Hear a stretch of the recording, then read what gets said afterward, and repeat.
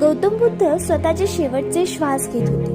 अशा परिस्थितीत त्यांना भेटण्यासाठी त्यांचे अनेक अनुयायी, त्यांचे अनेक शिष्य येत होते. ते फार लांबून लांबून येत होते. त्यामुळे गौतम बुद्ध ज्यांना ज्यांना शक्य होईल असं प्रत्येकालाच भेटत होते. त्यांना प्रत्येकाला भेटत असताना गौतम बुद्ध त्यांना काहीतरी शिकवण देत असतील असा समज एका शिष्याच्या मनात होता.